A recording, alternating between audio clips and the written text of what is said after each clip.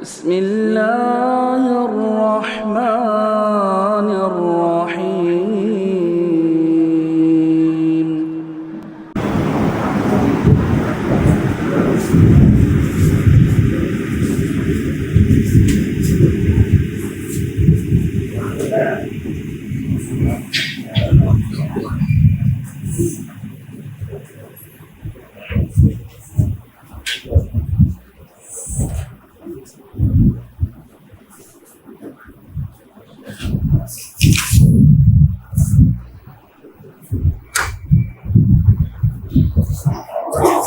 بسم اللہ الرحمن الرحیم الحمد للہ رب العالمین والصلاة والسلام علی سید المرسلین وعلی آلہ وصحبہ اجمعین ومن تبعہم بإحسان الی یوم الدین اعوذ باللہ من الشیطان الرجیم بسم اللہ الرحمن الرحیم الف لام میم تلک آیات الکتاب الحکیم ہدی ورحمۃ للمحسنین الذین یقیمون الصلاۃ ویؤتون الزکاۃ وهم بالآخرۃ هم یوقنون اولئک علی ھدی من ربہم وَأُولَئِكَ هُمُ الْمُفْلِحُونَ۔ محترم بزرگوں، بھائیوں، اسلامی ماہوں اور بہنوں، سورہ لقمان جو کل 34 آیتوں پر مشتمل ہے، اس کی صرف 2 آیتیں، آیت نمبر 27 اور 28 یہ مدنی ہیں، یعنی رسول اللہ صلی اللہ علیہ وسلم پر مدینہ کے دور میں نازل ہوئی، باقی پوری سورہ مکی ہے۔ اس سورہ کا نام جیسا کہ میں نے ذکر کیا سورہ لقمان ہے۔ اس سورے میں حضرت لقمان علیہ السلام کی اپنے بیٹوں کے تعلق سے، بیٹے سے مخاطب ہو کر جو انہوں نے نصیحتیں اور وصیتیں کی، بڑی جامع اور ایک طریقے سے انسانی زندگی کو بالکل اعتدال میں زندگی کے مقصد سے جوڑ کر رکھنے والی ہے۔ اللہ اور بندوں کے حقوق دونوں اس میں سمٹے ہوئے ہیں، اس لیے اس میں اللہ تبارک و تعالیٰ نے ان کی نصیحتوں کا ذکر کیا۔ حضرت لقمان علیہ السلام کے بارے میں کچھ لوگ کہتے ہیں کہ وہ نبوت سے سرفراز رہے ہوں، لیکن روایتیں اور تحقیق یہ کہتی ہے کہ وہ عبد صالح تھے، نیک بندے تھے اللہ تعالیٰ کے، نبوت کے مقام پر نہیں تھے، لیکن ان کو اللہ تبارک و تعالیٰ نے حکمت اور عقل و دانائی کا اعلیٰ مقام عطا فرمایا تھا، جو ان کی نصیحتوں اور وصیتوں سے بھی ظاہر ہے۔ اس سورہ مبارکہ کا مرکزی عنوان اہل علم بتاتے ہیں کہ یہ تربیت ربانیہ، اللہ تبارک و تعالیٰ کی جانب سے جو تربیت کا طریقہ کار ہے، اس کی اہمیت و افادیت بتاتا ہے اور اس کے بہت سارے امور اور عناصر کو بیان کرتا ہے۔ اگر صرف حضرت لقمان علیہ السلام کی وصیتوں کو ہی جو اپنے بیٹے کو خطاب کر کے کہا پیش کیا جائے تو زندگی کے جملہ گوشوں کو ایک طریقے سے گھیرنے والی وصیتیں ہیں، اور پوری سورہ مبارکہ بھی اس کا نمونہ ہے۔ اس لیے اس کا مرکزی عنوان ہے تربیت، اور آپ ابھی دیکھیں گے کہ تربیت کے جو بنیادی عناصر ہیں وہ اس میں بڑے جامع انداز میں سورہ مبارکہ میں سمٹے ہوئے ہیں۔ سورت کا آغاز، جیسا کہ میں نے آیتیں آپ کے سامنے ابتدائی آیتوں کی تلاوت کی، الف لام میم حروف مقطعات میں سے ہے، اس کے بعد اللہ نے کہا تلک آیات الکتاب الحکیم، یہ حکمت والی کتاب ہے۔ اس کے بعد اللہ نے کہا ہدی ورحمۃ للمحسنین، یہ ہدایت ہے اور محسنین کے لیے جو احسان کرنے والے ہیں۔ احسان کی تشریح بار بار گزری، بندوں کے ساتھ احسان حسن سلوک کے معنی میں، اور اللہ نے ہر ایک کے ساتھ حسن سلوک کا حکم دیا، اور اللہ کے ساتھ احسان عبادت میں ایسے عبادت کرنا کہ آپ اللہ کو دیکھ رہے ہیں، یہ نہیں تو کم از کم یہ کہ یہ عقیدہ ہو بالکل پختگی کے ساتھ کہ اللہ ہمیں دیکھ رہا ہے۔ تو ایسے جو محسنین ان کے لیے یہ قرآن ہدایت ہے۔ الذین، ہدایت سب کے لیے ہے، لیکن محسنین اور متقین جو ہیں وہ فائدہ اٹھاتے ہیں، اس لیے ان کو خاص کر کے کہا۔ کون ہے محسنین؟ الذین یقیمون الصلاۃ ویؤتون الزکاۃ، جو نماز کی پابندی کرتے ہیں، اقامت کرتے ہیں، تمام آداب و احکام کا لحاظ رکھتے ہوئے۔ اس کو صرف عادتاً روایتاً دیکھا دیکھی بغیر دل کے جذبے کے نہیں ادا کرتے، بلکہ پورے خشوع و خضوع کے ساتھ، اور زکوٰۃ ادا کرتے ہیں۔ وہم بالآخرۃ ہم یوقنون، جسمانی عبادت سب سے اعلیٰ نماز، مالی عبادت سب سے اعلیٰ زکوٰۃ، یہ دونوں کرتے ہیں، اور آخرت پر یقین رکھتے ہیں، دل کا عقیدہ یقین، آخرت پر ایمان اللہ کے بندے کے دل میں اللہ کا خوف پیدا کرتا ہے، احساس جواب دہی لاتا ہے، اور یہ اندر سے جب اس کی اصلاح ہوتی ہے تو اس کے کردار بھی صحیح طریقے سے ڈھلتے ہیں۔ تربیت کے لیے سب سے بنیادی ہے ایمان. سب سے بنیادی چیز ایمان میں پہلے نمبر پر اللہ پر ایمان اور دوسرے نمبر پر آخرت پر ایمان. جواب دہی، ذمہ داری، حساب کتاب کا عقیدہ، یہ انسان کو ذمہ دار بناتا ہے اگر پختگی سے یقین رکھتا ہے کہ مجھے جواب دینا ہے. تو یہ ان متقیوں کے، فلاح پانے والوں کے اوصاف ہیں. اولئک، اللہ نے گواہی دی کہ یہی لوگ ہیں، اولئک علی ھدی من ربہم، جو اپنے پروردگار کی جانب سے ہدایت پر ہیں اور پروردگار کی ہدایت انہیں حاصل ہے. وَأُولَئِكَ هُمُ الْمُفْلِحُونَ، اور یہی فلاح پانے والے ہیں. جن کے اندر یہ اوصاف نہیں ہیں وہ فلاح نہیں پائیں گے آخرت میں. شروع میں اللہ نے یہ بیان کیا کہ فلاح پانے والے ایسے ہوتے ہیں، اور سورہ کے آخر میں اللہ تبارک و تعالیٰ نے تقوی کا حکم دیتے ہوئے آخرت سے ڈرایا ہے کہ دیکھو وہ دن آنے والا ہے، تم کو تمہارا ایمان اور عمل ہی کام آئے گا، تقوی ہی کام آئے گا، ڈرتے رہو، ہوشیار رہو. چنانچہ اللہ نے کہا، ہاں بہت ہی انسان اگر پڑھے تو یہ اس کے دل کو جو ہے دل پسند جائے اس کے ذریعے. اللہ نے فرمایا یا ایھا الناس اتقوا ربکم، اے لوگو، ہاں لوگوں کہا، ایمان والوں نہیں، اے لوگو اپنے پروردگار سے ڈرتے رہو، تقوی اختیار کرو. واخشوا یوما لا یجزی والد عن ولدہ ولا مولود هو جاز عن والدہ شیئا، اور اس دن سے ڈرو جب کوئی باپ، کوئی والد اپنے بیٹے کے کچھ کام نہیں آ سکے گا، کوئی فائدہ نہیں پہنچا. باپ بیٹے کے کام نہیں آئے گا. دنیا میں بیٹا پریشان ہوتا ہے تو سب سے زیادہ خلوص سے اس کو اس پریشانی سے نکالنے کی کوشش کرنے والا باپ ہوتا ہے. ہاں پراپرٹی بیچ دے لیکن بیٹا مصیبت سے نکل جائے، پراپرٹی بیچ دے لیکن اس کا آپریشن ہو جائے، جان بچ جائے. لیکن قیامت کا منظر یہ ہوگا کہ صرف یہ کہ کام نہیں آئیں گے، ایک دوسرے کو دیکھ کر بھاگیں گے. یوم یفر المرء من اخیہ وامہ وابیہ وصاحبتہ وبنیہ. تو کہا اس دن والد کسی بیٹے کے کام نہیں آ سکے گا. ولا مولود هو جاز عن والدہ شیئا، اور نہ ہی کوئی مولود یعنی بیٹا اپنے باپ کے کام آنے والا ہوگا کچھ بھی، شیئا کچھ بھی کام نہیں ہوگا. اکرمہ حضرت ابن عباس کے شاگرد ہیں، وہ یوم یفر المرء کی تفسیر میں بیان کرتے ہیں، بعض مفسرین نے ذکر کیا، ان کا قول ہے، وہ کہتے ہیں کہ قیامت کے میدان میں ایک آدمی کو ایک نیکی کم پڑے گی، پلڑا بھاری کرنے کے لیے اپنا نیکی کا. تو وہ جو ہے، اب وہ حکایتاً بیان کی ہو واقعتاً جو بھی، لیکن بات تو صحیح ہے.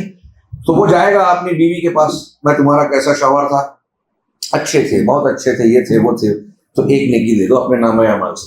کہا ٹھیک ہے بہت اچھے تھے، لیکن جو چیز مانگ رہے ہو نا اس کی تم سے زیادہ آج مجھے ضرورت ہے، نہیں دے سکتے. بیٹے سے ملے گا، بھائی سے ملے گا، باپ سے، کوئی ایک نیکی نہیں دے گا، آدھی نیکی نہیں دے گا. جن کے لیے ہاں دنیا میں حلال حرام شریعت اور حقوق کو لوگ پامال کرتے ہیں میدان محشر میں، اور اللہ یاد دلا رہا ہے. ہاں وہ جو اکرمہ کا واقعے کی شکل میں ہے، اسی کو ان الفاظ میں دیکھیے. کوئی باپ کسی بیٹے کو، کوئی بیٹا کسی باپ کو کام نہیں آئے گا. ان وعد اللہ حق، یقیناً اللہ کا وعدہ برحق ہے، طے ہے، ہو کر رہے گا. اس میں کوئی ملاوٹ یا ایسی بات نہیں کہ آپ شک شبے میں رہیں، پکی بات. اللہ کا وعدہ حق ہے. فلا تغرنکم الحیات الدنیا، تو دنیا کی زندگی تم کو دھوکے میں ہرگز نہ ڈالے، بالکل نہ ڈالے. دنیا کی چمک دمک، ہاں یہاں کی رنگ رلیاں دیکھ کر اس کو، آخرت کو فراموش بالکل مت کیجیے. یہ آ کر رہوگی، اور یہاں کتنا بھی کما لو، بنا لو، کتنے بھی مزے لوٹ لو، یہ مزہ جانے والا ہے، عارضی ہے. ولا یغرنکم باللہ الغرور، اور تم کو اللہ سے دھوکہ دینے والا، یعنی اب ابن عباس رضی اللہ عنہ کہتے ہیں غرور سے مراد شیطان ہے. شیطان تمہیں اللہ تبارک و تعالیٰ کے بارے میں دھوکہ نہ ڈالے. تو شروع میں فلاح پانے والوں کے اوصاف، اخیر میں فلاح پانے کے لیے کہاں فلاح اور کیا ضرورت ہے، کیسی ضرورت ہے، آخر میں یہ بیان کیا کہ قیامت کا یہ مقام آنے والا ہے. اور یہ اس لیے کہ انسان کے لیے حکمت و دانائی کی سب سے بڑی بات یہ ہے کہ دل میں اللہ کا خوف ہو. اللہ کا خوف ہوگا دل میں تو ہی آدمی اچھا آدمی بنے گا. اللہ کا خوف ہی ہوگا تو علم والا حقیقت میں عالم ہوگا. اللہ نے بتایا، کل ہم نے قرآن سنا تو اس میں اللہ کا فرمان ہے انما یخشی اللہ من عبادہ العلماء، اللہ سے اس کے عالم بندے ہی ڈرتے ہیں. جتنا علم ہوگا اتنا اللہ کا ڈر پیدا ہوتا جائے گا. جتنی اللہ کی معرفت، قیامت کی، جنت جہنم کی کا علم ہوگا اتنا ڈر پیدا ہوگا، اور جتنا ڈر پیدا ہوگا وہ اتنا بڑا عالم ہوگا. اور جو عالم بہت بڑی ڈگری لے لیتا ہے لیکن اللہ کا ڈر نہیں ہے، سلف کہتے ہیں اس آیت کی بنیاد پر کہ وہ عالم نہیں ہے. تو یہ سورہ لقمان کا مرکزی مضمون ابتدا اور آخر ہم نے جانا. اس کے بعد اس میں جو اللہ تبارک و تعالیٰ نے ہم یہ کہہ سکتے ہیں کہ اس میں عناصر تربیت ہے. گویا ہم کو اگر اپنے بچوں کو سنوارنا سدھارنا ہے, گھر کا ماحول دینی بنانا ہے, تو ان امور کو اچھی طرح سمجھ کر اس کی بنیاد پر اپنے گھر کو سنوارنا یا اس کی تربیت کرنے کی کوشش کرنا چاہیے. سب سے پہلے اللہ تعالیٰ نے بتایا کہ یہ جو قرآن ہے یہ کتاب حکمت ہے, الکتاب الحکیم ہے, حکمت پر مشتمل ہے. کہ تلک آیات الکتاب الحکیم. اب قرآن کی باتیں جب حکمت ہے تو جو بھی انسان کوئی ایسی بات کرتا ہے, ایسا فلسفہ بگھارتا ہے جو قرآن کے خلاف ہے, تو ظاہر سی بات ہے وہ حکمت کے خلاف ہے. وہ لگ رہا ہے کہ بڑی دانش مندی اور دانشوری کا مظاہرہ کر رہا ہے, لیکن اگر قرآن کے خلاف ہے تو وہ بے وقوف آدمی ہے, غیر دانش مندی کی بات ہے, حکمت کے خلاف ہے. دوسری بات, اس میں حضرت لقمان علیہ السلام نے جو اپنے بیٹے کو وصیت کی, آیت نمبر 13 سے لے کر آیت نمبر 19 تک, یہ 1 2 3 4 یہ جو 4 نکات بیان کیے ہیں, یہ اللہ تعالیٰ کی تربیت کے عناصر ہیں. کہ آپ تربیت کرنا چاہتے ہیں تو حکمت کی باتیں سیکھنی ہے تو قرآن ہے اس کے لیے مرکز, اور قرآن کی تفسیر حدیث ہے, دونوں الگ نہیں ہو سکتے. جب قرآن صرف کہا جائے تو حدیث سے الگ کر کے نہ دیکھیں. تو قرآن و حدیث حکمت, اس کو سیکھیے, سکھائیے. سب سے زیادہ حق حکمت کی بات یہی ہے, نمبر 1. نمبر 2, حضرت لقمان علیہ السلام کی بیٹے کو جو وصیت ہے, ابھی ہمیں اس کو پورا ذکر کروں گا. نمبر 3, اللہ تبارک و تعالیٰ کی وحدانیت کے دلائل. اس سورہ مبارکہ میں بھی قرآن کی دوسری بہت ساری صورتوں کی طرح اللہ تعالیٰ کی توحید اور وحدانیت کی بھرپور, زبردست, ناقابل انکار دلیلیں پیش کی گئی ہیں. جیسے اللہ نے فرمایا مثال کے طور پہ, خلق السماوات بغیر عمد ترونہا, کہ اللہ نے آسمانوں کو پیدا کیا بغیر کسی ستون کے, جو تم دیکھ رہے ہو. اتنی بڑی چھت آسمان, کوئی اس کو سہارا نہیں ہے, ٹکا ہوا ہے, کتنا مضبوط ہے. کس نے بنایا؟ کون بنا سکتا ہے؟ وہی بنا سکتا ہے جس کے اندر اس کی قدرت ہو. اور یہ قدرت کسی پیغمبر میں نہیں تھی, کسی ولی میں نہیں تھی, سارے انسانوں میں نہیں ہے, کسی بادشاہ میں نہیں ہے, کسی انجینئر میں نہیں. تو دکھ رہا ہے کہ ہے, تو جو ہے اس کا بنانے والا ہے. موجود کوئی چیز ہے تو وجود بغیر وجود دینے والے کے نہیں ہو سکتی. اور جو چیز موجود ہے وہ اگر بہت ہی مضبوطی سے بنی ہے, حکمت ہے, مصلحت ہے, اس کو سنبھالے ہوئے ہے, تو مطلب یہ کہ بنانے والے کے اندر اس کی قدرت ہے, وہ حکیم ہے, وہ ہر چیز پر قدرت رکھتا ہے. ایسی قدرت, ایسی حکمت کائنات میں کسی اور کو نہیں ہے سوائے اللہ کے. تو اللہ کہہ رہا ہے وہ اسی نے ساتواں آسمان کو بغیر سکون کے بنایا, وَأَلْقَى فِي الْأَرْضِ رَوَاسِيَ أَن تَمِيدَ بِكُمْ, اور زمین میں تمہارے لیے میخیں ڈال دی, پہاڑ ڈال دیے, پہاڑ بنا دیے. کیوں ڈالا, کیوں بنایا؟ کہ وہ تم کو لے کر ڈول نہ جائے, ڈگمگائے نہیں, جنبش نہ دے دے تم کو.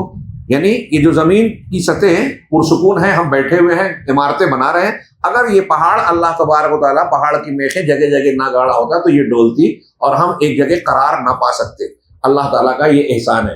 ایسی حکمتوں کے ساتھ یہ پہاڑ والی زمین کس نے بنائی؟ کسی انسان نے, کسی مخلوق نے.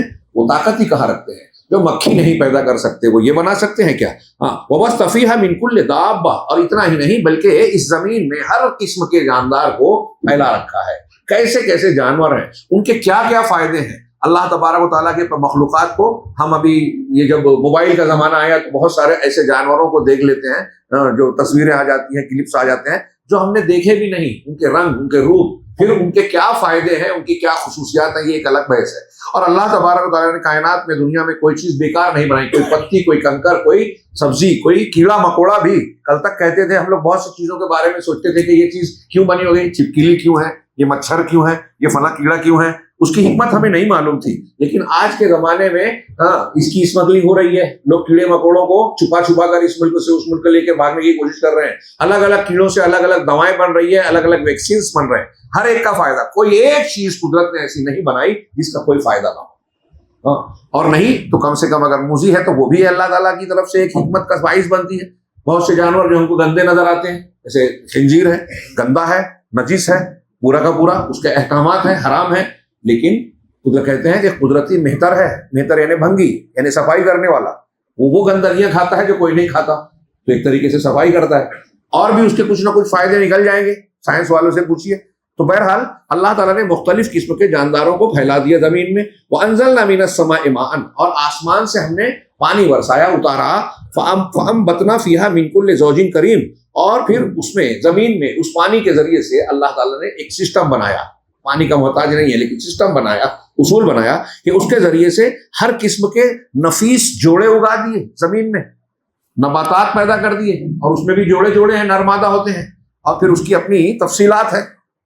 اسٹڈی کرتے رہیے، زندگی کھپ جائے گی اللہ کی کسی ایک مخلوق کے چکر کی تحقیقات کرتے کرتے. چنانچہ نفیس جوڑے اگا دیے. ان سب پر غور کیجیے، کیسے کیسے پھل ہیں، کیسے کیسے ان کا رنگ، ان کا روپ، ان کی شکل صورت، ان کی بناوٹ، ان کا پودا، ان کے فائدے، ان کی جو نکلنے والی جڑی بوٹیاں، اس کا رس، اس سے بننے والی غذائیں، دوائیں، اور نہ جانے کیا کیا حکیم لوگ کیا کیا بناتے ہیں. کوئی چیز بے فائدہ نہیں، سب ملٹی پرپز. تو کہا ایسے اگا دیا. ھذا خلق اللہ، اللہ نے اب سوال کیا اور تنبیہ کی، توحید کی طرف توجہ دلائی کہ یہ سب چیزیں جو آپ دیکھ رہے ہو، برت رہے ہو، استعمال کر رہے ہو، ان سے لطف اندوز ہو رہے ہو، یہ سب اللہ کی مخلوق ہے، اللہ کی پیداوار ہے. فَأَرُونِي مَاذَا خَلَقَ الَّذِينَ مِن دُونِهِ، تو بتاؤ تو صحیح مجھے بتاؤ کہ اللہ کے علاوہ جو دوسرے لوگ ہیں جن کو تم نے بنا دیا معبود، وہ انہوں نے کیا پیدا کیا، کیا بنایا؟ کوئی ایک چیز بتائیے جو اللہ کے علاوہ ہیں، انہوں نے کیا بنایا؟ بل الظالمین فی ضلال مبین، بلکہ ظالم لوگ کھلی ہوئی گمراہی میں ہیں. ہاں، اسی طریقے سے اللہ تبارک و تعالیٰ نے ایک دوسری آیت میں اسی سورہ میں فرمایا الم تروا ان اللہ سخر لکم ما فی السماوات و ما فی الارض، کیا تم نے دیکھا نہیں کہ اللہ نے تمہارے لیے آسمان اور زمین کی ساری چیزوں کو مسخر کر دیا، تمہارے استعمال کے لائق بنا دی، تم کام میں لے رہے ہو. جانور کتنا بڑا ہے، گھوڑا، اونٹ کتنا طاقتور ہے ہم سے، انسان سواری کرتا ہے، اس کو کاٹ لیتا ہے، گرا دیتا ہے، بڑی بڑی مخلوقات کو کاٹ کے راستے بنا لیتا ہے، پہاڑوں کو اور نہ جانے کن کن چیزوں کو. ہاں، پہاڑ کا سینہ چیر دیتا ہے، سمندر کی چھاتی پہ سوار ہو کے یہاں سے وہاں چلا جاتا ہے. اللہ نے وہ حکمت دی ہے انسان کو، وجود دکھنے میں چھوٹا، لیکن اللہ رب العالمین نے پوری کائنات کو انسان کا خادم بنایا ہے، تسخیر کر دی ہے. یعنی انسان کائنات کا دولہا ہے، مرکزی حیثیت رکھتا ہے، اور مرکزی حیثیت میں انسان سے مطلوب ہے اللہ کو کہ ان ساری چیزوں سے لطف اندوز ہو رہے ہو تو غور کرو کہ یہ بیکار نہیں بنایا، یہ کس نے بنایا، اور جس نے بنایا ہے اس کا کیا حق ہے، وہ کیا پسند کرتا ہے، کون سا دین پسند کرتا ہے. وہ یہ کتاب بتاتی ہے، وہ یہ کہتی ہے کہ صرف اللہ کی عبادت کرو، اس کی شریعت اور اس کے اصولوں کے مطابق زندگی گزارو، یہی تمہارا امتحان ہے. اللہ نے کہا وَأَسْبَغَ عَلَيْكُمْ نِعَمَهُ ظَاهِرَةً وَبَاطِنَةً، اور اللہ نے اپنی بھرپور نعمتوں کو بھرپور، اسبغہ کہتے ہیں کوئی چیز پورے انداز میں، بھرپور انداز میں کوئی چیز دینا. ہاں، تو اللہ نے اپنی نعمتوں کو ظاہراً اور باطناً بھرپور طور سے تمہیں عطا کیا، کسی چیز میں کوئی کمی نہیں رکھی. ہاں، وَمِنَ النَّاسِ مَن يُجَادِلُ فِي اللَّهِ بِغَيْرِ عِلْمٍ، لیکن اس کے باوجود لوگوں میں کچھ ایسے ہیں جو اللہ کے بارے میں جھگڑا کرتے ہیں بغیر کسی علم کے، اور نہ ہی ان کے پاس کوئی ہدایت ہوتی ہے اور نہ ہی کوئی روشنی دینے والی کتاب، ولا کتاب ولا ہدی ولا کتاب منیر. کوئی دلیل نہیں ہے لیکن میں اللہ کو نہیں مانتا، کوئی دلیل نہیں ہے لیکن شرک کر رہا ہے، اللہ کا حق اس کو دے رہا ہے، کوئی دلیل نہیں ہے لیکن اللہ کے قانون میں کیڑے نکالتا ہے کہ میری سمجھ میں نہیں آتا، یہ تو ایسا ہے، قرآن میں ہے ٹھیک ہے لیکن میری سمجھ میں باہر ہے، اللہ کے رسول نے بتایا ہے لیکن عقل میں نہیں آتی، سائنس والے بولیں گے تو میں کیا جواب دوں گا. آپ جواب نہ دیں لیکن آپ مان لیں، جواب دینے والے جواب دے دیں گے. ہاں، جب کوئی اعتراض کرے گا، کبھی ایسا نہیں ہوا کہ قرآن حدیث پہ دنیا میں کوئی اعتراض ہوا ہو اور جواب دینے والا کوئی کھڑا نہ ہوا ہو، ایسا کبھی نہیں ہوا، ہو کبھی نہیں، کیونکہ اللہ تعالیٰ کی باتیں حق ہے، انصاف پر مبنی ہے، سچائی کے ساتھ ہیں، فطرت کے مطابق ہیں. اگر کبھی کسی کی سمجھ میں نہیں آتی ہے تو ایسے لوگ کھڑے ہو جاتے ہیں جو سمجھا دیتے ہیں. اسی طریقے سے یہ اللہ کی وحدانیت کے دلائل کا 2 نمونہ میں نے 2 جگہ سے پیش کیا اس سورہ مبارکہ سے. تیسری چیز جو ہے کہ آخرت کے دین کے لیے تیاری کی جائے، اس کی تعلیم ہے. اب تربیت کے عناصر کے طور پہ ان چاروں کو، آخرت کے میں نے جو آخر کی آیت پڑھی وہ بھی ہے اور بھی آیتیں اس میں موجود ہیں. اللہ تبارک و تعالیٰ نے یہ جو 4 چیزیں اس سورہ مبارکہ میں سمیٹی ہے، یہ سمجھ لیجیے کہ ٹاپکس ہیں اور ایک ایک ٹاپک پر کئی آیتیں ہیں.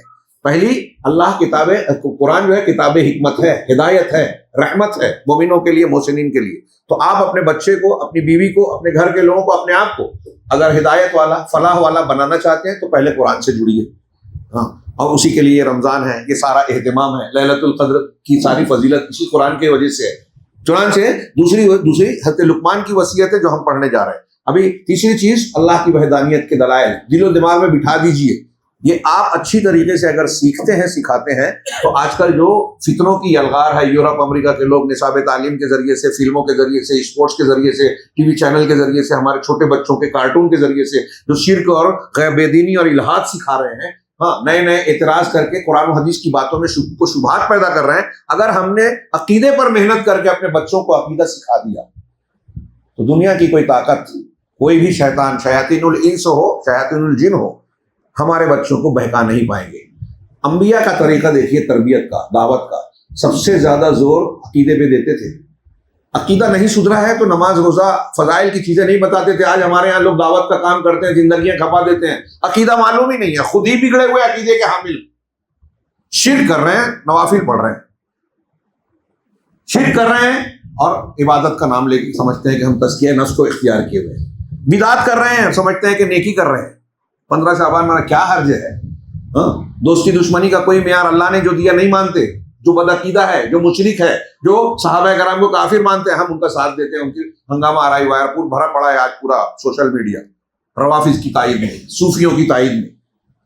دین نہیں جانتے، جانے دیجئے واقعات کس کا کیا ہے، آپ کو حقائق کا علم نہیں ہے اور تبصرہ کرتے ہیں بیٹھ کے، جو گھر کے معاملات سدھار نہیں پاتا، اپنے بچے کو جو نمازی نہیں بنا سکتا، وہ عربوں کو جو ہے وہ مشورہ دیتا ہے کہ یہ کرنا چاہیے تھا، یہ نہیں کرنا چاہیے۔ یہ آج مزاج بنا ہوا ہے۔ تو تربیت کیجئے صحیح، اور انبیاء کا طریقہ تربیت ہے عقیدے پر زور دینا پہلے۔ ہاں، دیکھیے حضرت ابن عباس کو اللہ کے رسول کہہ رہے ہیں کہ یا بنیا، اللہ کو یاد رکھو، اللہ کو تم اپنے پاس پاؤ گے، اللہ تمہارے ساتھ ہوگا، مانگو تو اللہ سے مانگو، مدد طلب کرو تو اللہ سے مدد طلب کرو۔ یہ پوری حدیث آپ بار بار سنتے ہیں۔ پہلے عقیدہ، اور حضرت لقمان کی وصیت میں بھی دیکھیے سب سے پہلے عقیدہ، اور اللہ نے اس کو نقل کیا۔ اس نصیحت اور وصیت کی اہمیت اسی سے واضح ہے کہ اللہ تعالیٰ اپنے قرآن میں نقل کر رہا ہے۔ کتنی جامع، کتنی مفید ہے، یہ کافی ہے اللہ کے نقل کرنے کی بنیاد پر۔ اور اس کی شروعات ہوتی ہے توحید سے، شرک نہیں کرنا، اللہ کے حق کی مخالفت نہیں کرنا۔ یہ سکھائیے، اللہ کا کیا حق ہے، رسول کا کیا حق ہے، آخرت کیا ہے، یہ جان جائیں گے ہمارے بچے، مرتد نہیں ہوں گے۔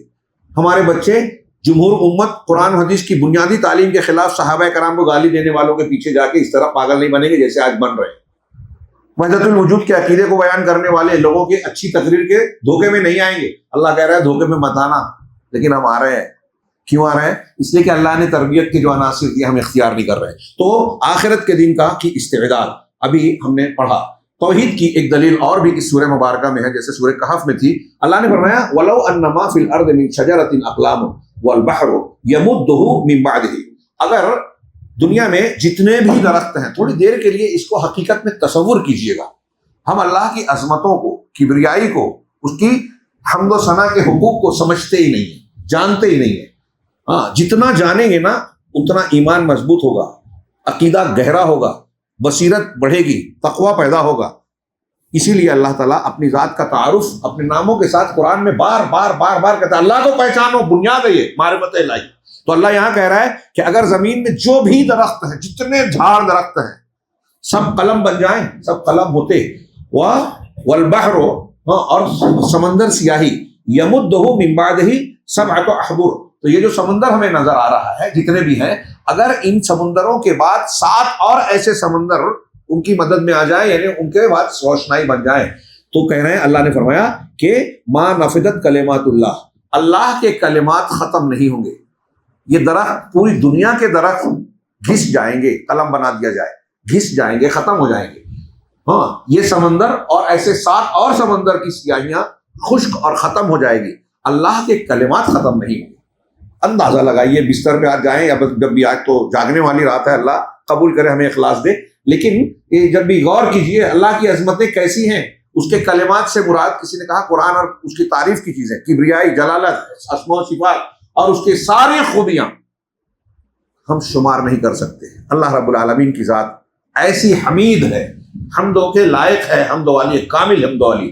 اللہ نے یہ بھی ہم سوچ سکتے ہیں۔ چوتھی چیز جو بیان کی تھی، یوم آخرت کی استعداد، میں نے جو ابھی آیت پڑھی تھی کہ قیامت کے دن کوئی والد بیٹے کو، بیٹا باپ کو کام نہیں آئے گا، وہ کیا کیجیے۔ اب یہاں حضرت لقمان علیہ السلام کی وصیتیں، اس میں انہوں نے ذکر کیا کہ سب سے پہلی پوائنٹس بتائے، شرک، اللہ کے ساتھ شرک نہ کرنا، دوسرا والدین کے ساتھ حسن سلوک، ان کی فرما برداری، تیسرا اللہ کی معصیت میں کسی کی اطاعت نہ کرنا، اور उनके साथ, यानी माँ बाप अगर कह रहे हैं अल्लाह की मासियत और नाफरमानी करो तो उसमें इताअत ना करना, लेकिन उसके बावजूद उनके साथ अदब व एहतराम का बर्ताव करना। तीसरा, हर मामले में अल्लाह के मुराकबे, यानी अल्लाह हमारी निगरानी कर रहा है, अल्लाह की रकाबत यानी क्या कहते हैं, रकीब होना, अल्लाह का नाम रकीब भी है, वो निगरां है हमारा हर चीज से। बाकी में कहीं किसी बिल में घुस जाएं, पहाड़ के अंदर चले जाएं, अभी आ रही आयत, तो अल्लाह से छुप नहीं सकता कोई, ये ध्यान रखना हमेशा। यही इंसान को सुधारती है, बचाती है। इसी तरीके से अल्लाह की इबादत करना, अल्लाह की तरफ दावत देना, और इस रास्ते में दुनिया की जिंदगी में जो नापसंदीदा हालात, मुसीबतें, परेशानियां, मुखालफतें, ईज़ाएं सामने आती हैं, उन पर सब्र करना। इसी तरीके से तवाज़ो इख्तियार करना, घमंड नहीं, तवाज़ो जीदा उसकी, लोगों के साथ अच्छा सुलूक करना। हाँ, ये इसके पॉइंट्स हैं। मैं तेजी से पढ़ता हूँ, इसमें से एक एक आयत पर अगर तकरीर की जाए तो लंबी होगी। मैं हज़रत लुक़मान की नसीहतों को इसकी अहमियत के पेश नज़र, जब अल्लाह ने हमारे लिए नकल किया है तो हमें भी दोहराना चाहिए, याद रखना चाहिए, और अपने घरों में इसका लिहाज करना चाहिए। हमको अल्लाह ने बताया है तालीम के तौर पर। अल्लाह ताला ने इरशाद फरमाया कि वइज़ क़ाल लुक़मान लिब्निही वहुव यइज़ुहु, कि जब लुक़मान ने अपने बेटे को कहा, उसको नसीहत करते हुए, वहुव यइज़ुहु, उनको वाज कर रहे थे, नसीहत कर रहे थे, या बुनैया ला तुश्रिक बिल्लाह इन्न शिर्का लज़ुल्मुन अज़ीम। नबी नहीं है, हकीम है। एक आदमी अगर दुनियावी एतबार से अपनी ज़ाती अक्ल व शऊर का सही इस्तेमाल करे तो अक्ल की बुनियाद पर भी इंसान इस नतीजे पर पहुंचेगा कि दुनिया में सबसे ज्यादा बड़ा गुनाह शिर्क है, जैसे कि लुक़मान अलैहिस्सलाम कह रहे हैं। कहे बेटे, प्यारे बेटे, या बुनैया, अंदाज बहुत अच्छा, हाँ, ला तुश्रिक बिल्लाह, अल्लाह के साथ शिर्क नहीं करना। हाँ, इन्न शिर्का लज़ुल्मुन अज़ीम, यकीनन शिर्क अजीम, सबसे बड़ा जुल्म है। ये सबसे बड़ी जात खालिक के हक को दूसरे की तरफ फेरना है। ये अल्लाह के हक के साथ भी जुल्म है, जिसको अल्लाह का हक दिया जा रहा है उसके साथ भी जुल्म है। और ऐसा गुनाह करके हम अपने साथ भी जुल्म करते हैं कि हमको अल्लाह ने फितरतल्लाहि लती, जिस फितरत को पैदा किया उस फितरत में चेंज कर रहा है, तब्दीली कर रहा है। ला तब्दील ले खल्किल्लाह। वो से आगे, अब यहाँ सबसे पहली चीज शिर्क, तो अपने बच्चों को पहला सबक ये सिखाइए, ला इलाहा इल्लल्लाह, तौहीद है, कलमा तौहीद, उसका मतलब बताइए। हाँ, अल्लाह की इबादत करनी है, सिर्फ इतना मत बोलिए अल्लाह के सिवा किसी की किसी भी हालत में कभी भी इबादत नहीं करनी है, ये भी उनके ज़हन और दिमाग में घुसाइए, घुसेड़िए। ऐसा लफ्ज इस्तेमाल करो जो बुरा माना जाएगा, लेकिन मैं कह रहा हूं अच्छी तरीके से बार बार दोहराइए। कुरान पूरा का पूरा तौहीद है, बार बार घूम के वो मौजू बयान करता है, इसलिए कि ये बुनियाद है, ये इंसान की सही तरबियत करने का सबसे बुनियादी उंसूर है। ये नहीं है तो कुछ नहीं है। हाँ, तो अल्लाह ने कहा हज़रत लुक़मान का कौल से कि शिर्क सबसे बड़ा गुनाह, और आगे कहा ववस्सैनल इंसाना बिवालिदैन। अब यहाँ आमतौर से मुफस्सिर कहते हैं कि यहाँ से जो वालिदैन के ताल्लुक से जो जुमला है वो अल्लाह का हो सकता है। कुछ लोगों ने कहा कि इसमें पहला जो है हज़रत लुक़मान का भी हो सकता है, लेकिन शेखा बता रहा है कि हमने वसीयत की ताकीदी हुक्म दिया। तो लुक़मान अलैहिस्सलाम बाप है, बेटे को नसीहत कर रहे हैं, लिहाजा अपने बारे में नहीं कहा कि मैं कहूँगा तो ये कहेंगे बाप के बारे में कह रहा है। तो अल्लाह ने वहाँ ये चीज बयान की। दूसरे, अल्लाह और रसूल के हक के बाद दुनिया में सबसे बड़ा हक किसका है? माँ बाप का। तो कहा ववस्सैनल इंसान बिवालिदैहि, हमने इंसान को उसके वालिदैन के साथ अच्छी वसीयत की है, ताकीदी वसीयत की है। हाँ, कहा कि हमलत हो उम्मुहु वहनन अला वहनिन, उसकी माँ ने इंसान को, उसकी माँ ने हमल की शक्ल में उठाए रखा, दुख पर दुख उठाते हुए, वहनन अला वहनिन। हाँ, ये जो दुख माएँ उठाती हैं बच्चों की विलादत में, हाँ, कोई मर्द उसका तसव्वुर नहीं कर सकता। और इसी वजह से शौहर को, घर के आदमी को कव्वाम तो बनाया गया है, हाकिम है घर का, लेकिन खिदमत का हक बच्चों के, बेटे और बेटियों पर ज्यादा माँ का है। आप उस हदीस को बुखारी वगैरह की याद कीजिए कि एक सहाबी ने पूछा कि अय्युन्नास अहक्कु बिबिर्री औ कमा क़ाल, कि लोगों में कौन है जो मेरे हुस्न सुलूक का सबसे ज्यादा हकदार है? तो आपने कहा उम्मुक, तेरी माँ। कहा उसके फिर? कहा तेरी माँ, फिर तेरी माँ, फिर तेरे बाप। 3 मरतबा माँ, चौथी मरतबा बाप। 100 में से 75 माँ का हक माँ बाप में अगर दिया जाए, 25 बाप। क्यों? उसकी वजह ये कुरान की आयत बता रही है, हमलत हो उम्मुहु कुरहन अला कुरही, यानी माँ जो पैदाइश में, परवरिश में, पालने पोसने में जो दुख झेलती है, जो कुर्बानी देती है। और यही वजह है जो हम कहते हैं ना, औरत पसली से बनी तो लोग समझते हैं मजम्मत है। हाँ, टेढ़ा सीधा करने जाओगे तो टूट जाएगी और छोड़ दोगे तो टेढ़ी हो जाएगी। ہے ایک پہلو یہ ہے کہ اس کی وجہ سے عورتوں پر جذبات کا غلبہ ہوتا ہے، عقل کا نہیں، اور اسی لیے عورتوں کو، لڑکیوں کو شادی کرنے کے لیے ولی کی بہت حکمت کی بات بتا رہا ہوں، غور کیجیے. کچھ لوگ بولتے ہیں نا کہ مرد اپنے شادی کرنے میں آزاد ہے، لڑکی کو کیوں نہیں ہے، یہ وجہ ہے. اور دیکھیے لڑکیاں اپنے طور سے جب کرتی ہیں تو کئی مرتبہ جو ہے دھوکہ کھاتی ہیں. ہاں، جس کے جال میں پھنستی ہیں وہ لے جا کے کہیں بیچ دیتا ہے. ہندوستان میں جسم فروشی کے جتنے اڈے ہیں وہاں جائیے تو ایسی بہت کہانیاں سننے میں ملے گی کہ مجھ کو دھوکے سے، میں شادی کرنا چاہتی تھی لیکن وہ لایا دھوکے سے، یہاں مجھے بیچ دیا، بھاگ گیا، اب میں جا نہیں سکتی. یہ اس طرح کی باتیں سننے میں آتی ہے، پڑھنے میں آتی ہے، خبروں میں جب کہیں چھاپا پڑتا ہے پولیس والے یا دوسرے نکالتے ہیں ایسی عورتوں کو. تو بہرحال یہ چونکہ اس میں جذباتیت ہوتی ہے، اس لیے کبھی کبھی فیصلہ کرنے میں غلطی کرتی ہے. اور ولی کی اجازت سے جب شادی ہوتی ہے تو وہ سوجھ بوجھ کا جو اس میں کمی ہے پوری کر دیتا ہے. مزید یہ کہ جب اس کی شادی ہو جاتی ہے، اگر اس کے ساتھ کوئی ظلم زیادتی ہو، حق تلفی ہو، تو یہ سماجی ذمہ دار ہوتا ہے ولی. خیر، اس کے ذمہ میں آئی تو اس بنیاد پر عورت کے اندر جو جذبات کا غلبہ اللہ نے دیا ہے اس کی وجہ ہے، ضرورت ہے. اگر یہ جذبے اور شفقت، یہ ممتا اور رحمت نہ ہوتی تو ماں جو ہے بچے پر اتنی محبت، اتنی پیار، اتنی شفقت نچھاور نہیں کرتی جو وہ کرتی ہے. کتنی تکلیف اٹھاتی ہے. اور مسلسل ابتدائی دنوں میں مسلسل ماں کی نگرانی رہتی ہے، باپ رہے نہ رہے وہ گود میں لیے ہے، وہ روتی ہے، یہ اٹھا لیتی ہے، دودھ پلاتی ہے. سرد موسم ہو، گرم موسم ہو، گندگی ہو جائے، پیشاب پاخانہ ہو جائے، ہمارے بغل میں اگر 2 مرتبہ 3 مرتبہ اس کے رونے سے ہمارے ڈسٹرب ہو تو ہم غصے میں آ جاتے ہیں. مائیں جھیلتی ہیں، تھوڑی جھلاٹ کا مظاہرہ کرے لیکن خدمت کرتی ہیں. کیوں ہے یہ اس کی خدمت، اس کا اعتراف اس کے حق کی شکل میں ہونا چاہیے. تو اللہ نے کہا کہ اس کی ماں نے اسے دکھ پر دکھ، مشقتوں پر مشقتیں اٹھا کر حمل کی شکل میں اٹھائے رکھا. وفصالہ فی عامین، اور اتنا ہی نہیں، بد پیدا بھی ہو گیا.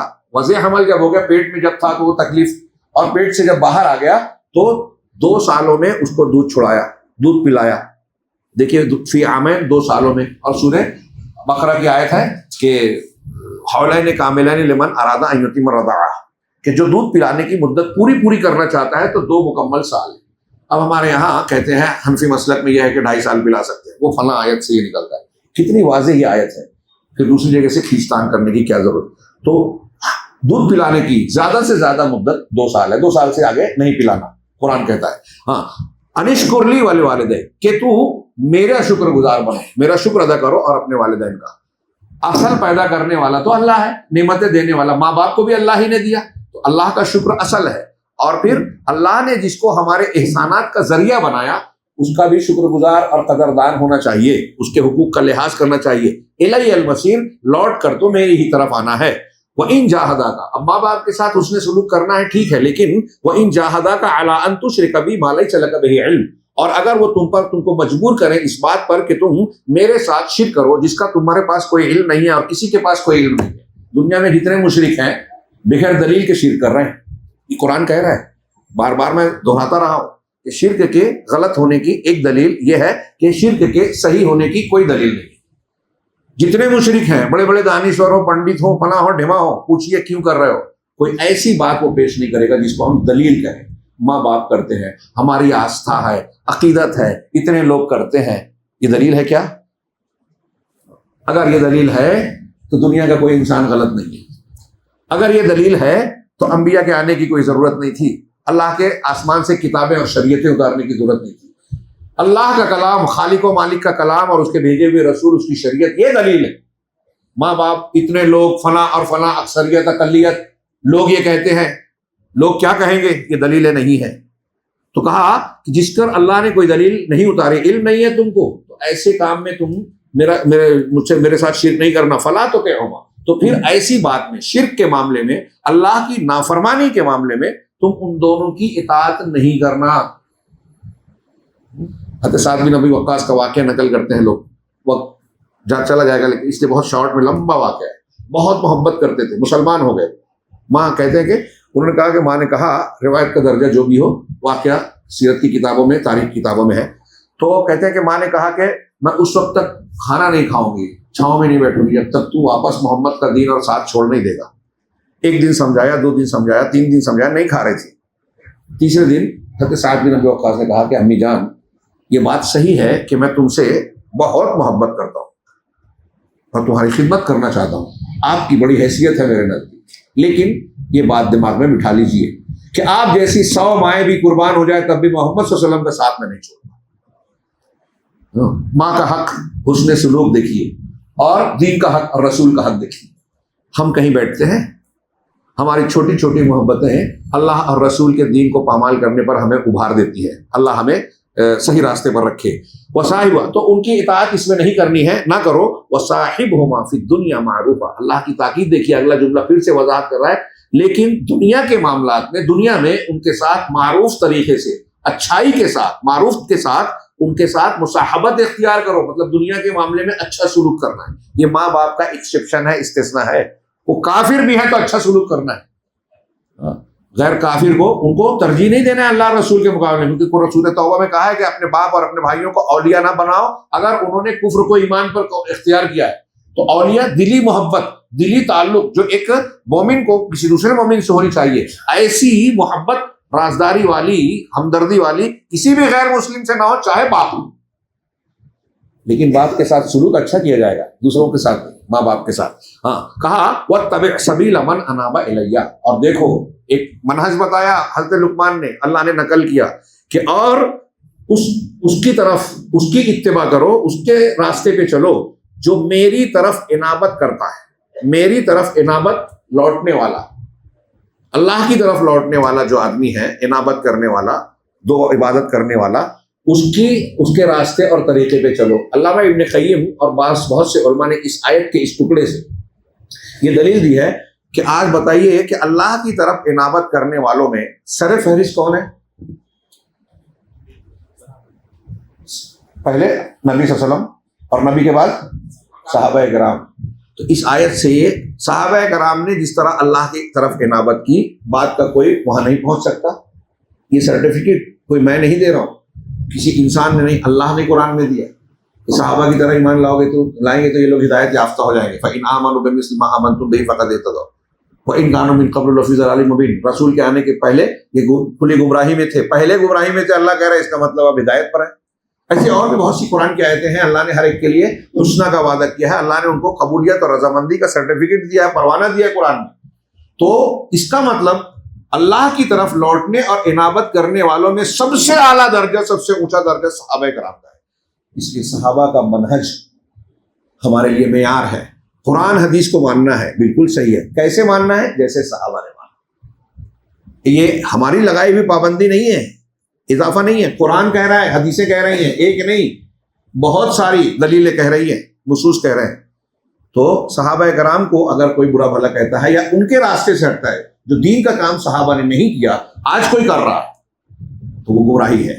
وہ انابت والوں کا راستہ اختیار نہیں کر رہا ہے. اس کا منہج غلط منہج ہے، اس کا مسلک غلط مسلک ہے. اس میں کچھ اچھائیاں ہو سکتی ہیں، لیکن وہ جو صحابہ سے ہٹ کر جو چیزیں اختیار کر رہا ہے وہ صحیح ہو ہی نہیں سکتا. کہا ثم الی مرجعکم، پھر میری ہی طرف تم سب کا لوٹنا ہے. فانبئکم بما کنتم تعملون، تو میں تم کو جو تم عمل کرتے تھے اس سے باخبر کروں گا، بتاؤں گا، پیش کروں گا. ہاں، اور اس وقت مجرم کیا کہے گا؟ ہاں، جب مجرم اپنا نامہ اعمال دیکھے گا تو کیا کہے گا؟ سورہ کہف میں ہے ما لہذا الکتاب، کہ اس کتاب کا کیا حال ہے. لا یغادر صغیرۃ ولا کبیرۃ الا احصاها، کہ کسی چھوٹی بڑی چیز کو چھوڑا ہی نہیں، سب لکھ رکھا ہے، درج کر رکھا ہے. اللہ خبر دے گا اعمال کی، بتائے گا، پوچھے گا کیا تھا کہ نہیں کیا. ہم بھول گئے، اللہ تعالیٰ کے یہاں درج ہے. ہاں، تو اللہ خبر دے گا. ہاں، یا بنیا، اب یہ اللہ کا حق، پھر والدین کا حق، اور اسی کے بیچ میں منہج آ گیا کہ کون سا راستہ اختیار کرنا ہے. اس کے بعد حضرت لقمان نے بیٹے سے کیا کہا؟ یا بنیا انہا ان تک مثقال حبۃ من خردل فتکن فی صخرۃ او فی السماوات او فی الارض یأتی بها اللہ. بہت اہم چیز ہے. علامہ شنقیطی اضواء البیان کے قرآن کی تفسیر، قرآن سے بڑی شاندار تفسیر ہے عربی کی، اس میں وہ ایک جگہ لکھتے ہیں کہ قرآن کا شاید ہی آپ کو کوئی صفحہ ملے، قرآن کا شاید ہی کوئی صفحہ ملے جہاں کسی نہ کسی پیرائے میں، انداز میں اللہ تبارک و تعالیٰ کے علم کا ذکر نہ کیا جائے. اللہ ہر چیز پر علیم ہے، ہر چیز کو جانتا ہے، سینے کے بھیدوں سے واقف ہے.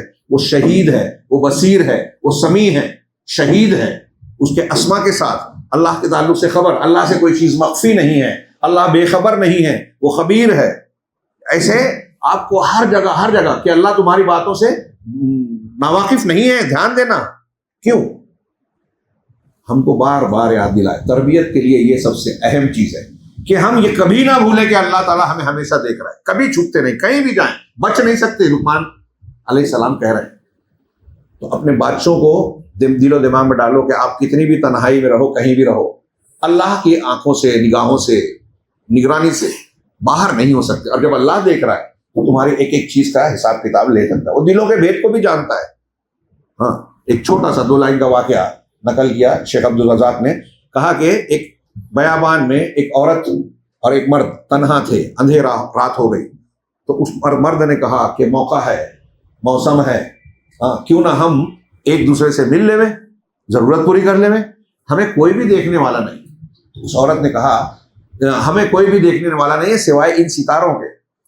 تو اس عورت نے جواب دیا کہ فما رأیک فی مکوکبہا, تم ستاروں کی بات کر رہے ہو, ان ستاروں کو بنانے والے کے بارے میں کیا کہنا ہے, کیا وہ نہیں دیکھ رہا ہے؟ اور اس نے گناہ سے بچا لیا. 3 لوگوں کا جو واقعہ غار میں پھنسے تھے, اس میں ایک نے کہا نا کہ میں نے بچی سے زنا کا خواہش کی, وہ تیار نہیں تھی, قحط میں مدد مانگنے آئی تو کہا کہ ٹھیک ہے میں مدد کروں گا لیکن پہلے اپنے آپ کو حوالے کرو, اور وہ تیار بھی ہوئی. لیکن عین وقت پر جب میں گناہ کا ارتکاب کرنا چاہتا تھا اس وقت تو اس کی آنکھوں میں آنسو تھے, اور روتے ہوئے اس نے کہا کہ اللہ سے ڈرو. میرے دل میں آیا کہ بندی اس حالت میں بھی اللہ سے ڈرتی ہے, تو مجھے تو اللہ نے نعمتوں سے نوازا ہے. اگر میں اللہ کا شکر گزار نہ بنوں تو بڑی بری. تو میں نے گناہ نہیں کیا, صرف تیرے ڈر سے پروردگار ہمیں بچا لے, پتھر سے رکھ گیا تھوڑا سا, ہے نا. تو ایک یہ کہ یہ عقیدہ, میں اس کی اہمیت بتا رہا ہوں. اللہ ہمیں دیکھ رہا ہے. یہ ڈر انسان کو گناہ سے روکتا ہے, انسان کو اصول پر, حق پر, انصاف پر قائم رکھتا ہے, ڈگمگانے سے بچاتا ہے. دلوں میں یہ عقیدہ مضبوط کیجیے. دنیا کا کوئی قانون کسی کو سدھار نہیں سکا. آج دیکھیے جتنے بڑے بڑے قانون بنتے ہیں اتنا زیادہ اقوام متحدہ کا ہو, ملک کا ہو, فلاں اور فلاں, وہ اتنی بھی تعریف کرتے ہیں. جرائم برابر بڑھ رہے ہیں. یہ قوانین جرائم سے کو روک نہیں رہے. جرم کو کب روکا گیا؟ جب ان عقیدوں کی مضبوطی آئی. صحابہ کرام سے زیادہ پاکیزہ معاشرہ پوری انسانی تاریخ میں نہیں ہے, اور اس معاشرے کی تربیت ان نکات پر ہوئی تھی, عقیدے پر, آخرت پر, اللہ کے ڈر پر.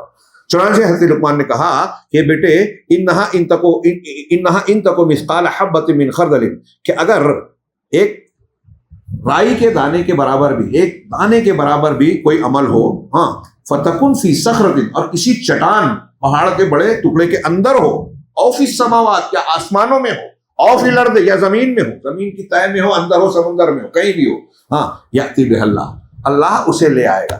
اللہ کی قدرت سے, اس کے اختیار اور احاطے کے دائرے سے باہر کوئی چیز نہیں ہوگی. کسی پہاڑی کے اندر ہو, پتھر کے اندر ہو, 7 تالوں میں ہو, 700 تالوں میں ہو, کہیں بھی ہو, کہیں بھی اللہ تعالیٰ سے کوئی چھپ اور بچ نہیں سکتا. بیٹے ہمیشہ یہ یاد رکھنا, یہ انسان کی ہر وقت اللہ تعالیٰ کی نگرانی کا عقیدہ اور مضبوط عقیدہ, یہی عقیدہ مضبوط کرتا ہے روزہ. ہم جو روزہ رکھ رہے ہیں رمضان میں, آپ اکیلے میں روزے سے ہیں, آپ اکیلے میں جاتے ہیں, مثال کے طور پہ آپ غسل خانے میں گئے, غسل کر رہے ہیں, تو کیا غسل کرتے ہوئے سوچتے ہیں کہ تھوڑا 2-4 گھونٹ پانی پی لوں, لوگوں کے سامنے تو روزے سے ہوں, پانی پی لوں گا تو کام بھی چل جائے گا؟ نہیں کرتے. کیوں نہیں کرتے؟ جو مومن ہے نہیں کرے گا, کر بھی نہیں سکتا. کیوں؟ کہ جس کے لیے روزہ رکھا ہے وہ تو دیکھ رہا ہے, وہ تو جان رہا ہے. یہی عقیدہ روکتا ہے, اور یہی ہر جگہ آ جائے تو انسان سدھر جائے. پھر انہوں نے کہا آگے, ان اللہ لطیف خبیر, اللہ لطیف ہے, باریک سے باریک چیز اس کے علم سے باہر نہیں ہے. خبیر ہے, وہ پوری طرح سے ہر چیز کو, چھوٹی ہو بڑی ہو, خوب اچھی طریقے سے خبردار ہے. یا بنیا, اب یہ ہوا اللہ کا حق, والدین کا حق, منہج کی بات, اور پھر اس کے بعد اللہ تبارک و تعالیٰ کا ہر جگہ تصور رکھنا کہ وہ اس کے علم سے باہر نہیں ہے, اس کی نگرانی ہے. اب اس کے بعد کہا, اب اللہ کے حق میں کہا عبادت. یا بنیا اقم الصلاۃ, بیٹے نماز قائم کرتے رہنا. اپنے بچوں کو نماز کی تاکید کرو. 7 سال کے ہو جائے تو ساتھ لے جاؤ, اور 10 سال کے ہو جائے تو نہ جانے پر مارو, چاہے بالغ نہیں ہوا ہے, لیکن تربیت ہے. مسجد میں آئے گا, مسجد میں آداب دیکھے گا, لوگوں کی نماز دیکھ کر نماز سیکھے گا, امام کی قرأت سن کے قرآن کچھ نہ کچھ یاد ہوگا.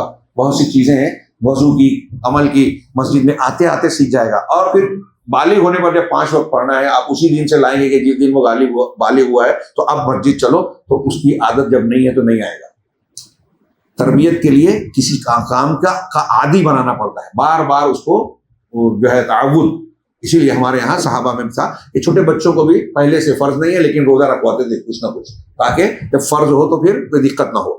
خیر بیٹے، نماز قائم کرنا یہ اللہ کا بنیادی حق ہے۔ ہاں، وَأْمُرْ بِالْمَعْرُوفِ وَانْهَ عَنِ الْمُنکَرِ، اور نیکی کا حکم دینا، جس میں سر فہرست حضرت لقمان خود کہہ رہے ہیں شرک نہیں کرنا تو سب سے بڑا منکر شرک ہے، توحید کو اختیار کرنا سب سے بڑی نیکی توحید ہے۔ ہمارے یہاں لوگ دعوت کا کام کرتے ہیں اور یہ چھوڑ دیتے ہیں۔ معروف اور منکر میں جس میں ان کو جھنجھٹ لگتی ہے اس کا حکم ہی نہیں دیتے، بولتے یہ اختلافی بات ہے، اللہ اور رسول نے کہا پھر بھی اختلافی ہے۔ اگر اختلافی نہیں ہوتی باتیں دین کی تو انبیاء کرام کی کسی سے دشمنی ہوتی کیا؟ اللہ کے رسول نے دعوت دی مکہ والے دشمن ہو گئے، کیوں ہو گئے؟ وہ باپ دادا سے جو مذہب مان رہے تھے اس کا رد ہو رہا تھا، وہ جن معبودوں کو مان رہے تھے اس کا رد ہو رہا تھا، تو اللہ کے رسول نے یہ کہ بھائی ناراض ہو جائیں گے، اختلافی بات ہے مت پیش کرو۔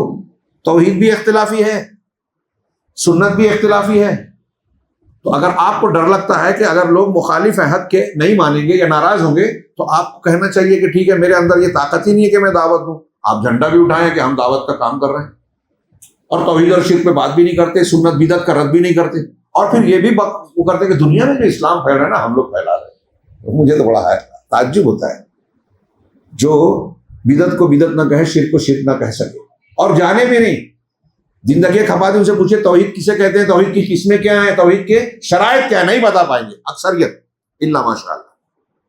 وہ کیا پھیلائیں گے؟ سیکھیے، سکھائیے، یہ بنیاد ہے۔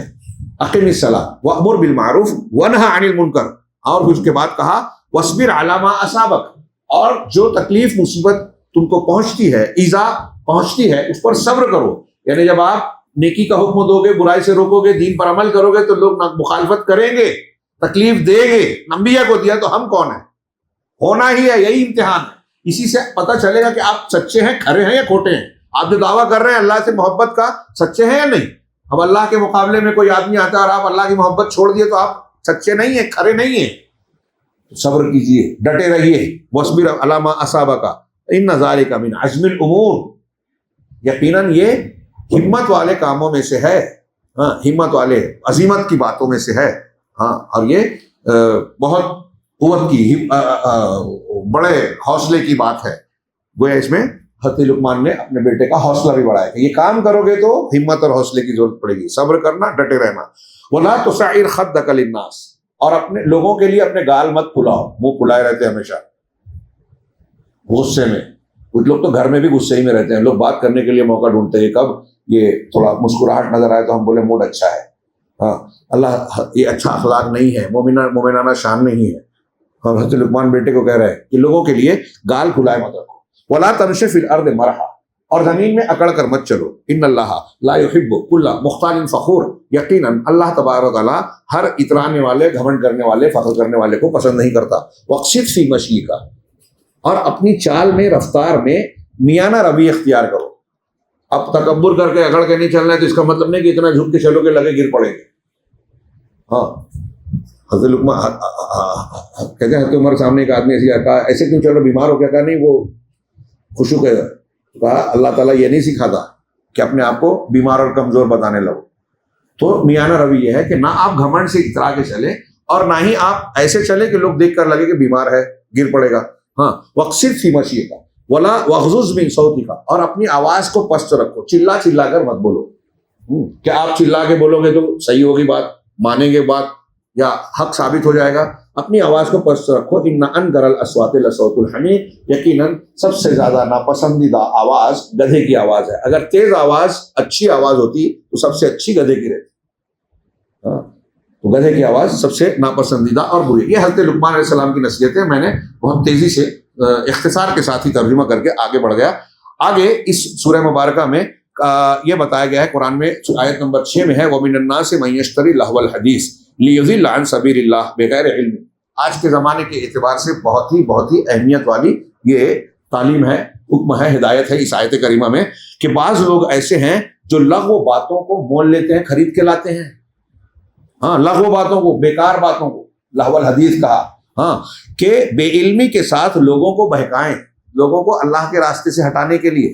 ہاں، وَيَتَّخِذُهَا هُزُوًا، اور اسے یعنی اللہ کے دین کو، اللہ کے راستے کو ہنسی بنائے، مذاق بنائے. ہاں، اولئک لہم عذاب مہین، یہ وہ لوگ ہیں جن کے لیے رسوا کرنے والا، دردناک، سخت، بڑا نہیں کہا، رسوا، یعنی ایسا عذاب ہے کہ عذاب تو ہوگا، ساتھ میں ذلت و رسوائی بھی ہوگی، بھرپور ہوگی. تو یہ کون لوگ ہیں؟ چاروں مذاہب کا اتفاق ہے کہ اس آیت کریمہ میں حنفی، شافعی، مالکی، حنبلی، محدثین، علماء سب بولتے ہیں کیا کہ اس میں جو لہو الحدیث کا ہے یہ موسیقی اور غنا ہے. اس کے تناظر میں کچھ واقعات بیان کرتے ہیں. اللہ کے رسولوں کے زمانے میں کچھ بجانے والے، کچھ شعراء تھے جو کہتے تھے کہ محمد سے بہتر کلام میرا ہے، اور میری مجلس میں آؤ، جہاں آپ جاتے تھے وہاں جا کے یہ. تو اللہ تعالیٰ نے کہا، اور بھی ایسے 2-3 واقعات نقل کیے مفسرین نے. تو اللہ نے کہا کہ جو لوگ لہو الحدیث، یعنی ایسی باتیں جس کا دنیا اور آخرت میں فائدہ نہیں بلکہ نقصان ہے، غفلت پیدا ہوتی ہے، موسیقی، غنا. اہل علم، صحابہ، تابعین سے مروی ہے کہ یہ شیطان کا قرآن ہے، اور جو شیطان کا قرآن سنتا ہے نا اس کا عادی ہوتا ہے، اس کو رحمان کے قرآن سے، یعنی قرآن سے رغبت، دلچسپی نہیں ہوتی. ایک دل میں رحمان کے قرآن اور شیطان کے قرآن کی محبت قائم نہیں ہو سکتی. اور موسیقی اور غنا سننے سے روایتیں ہیں، میرا خیال حدیث ہے کہ دل میں ایسے یہ غنا، موسیقی دل میں اس طرح سے نفاق کو اگاتا ہے جیسے بارش کا پانی پودے کو اگاتا ہے. بہت خطرناک چیز ہے، ہم اس کو بہت معمولی سمجھتے ہیں.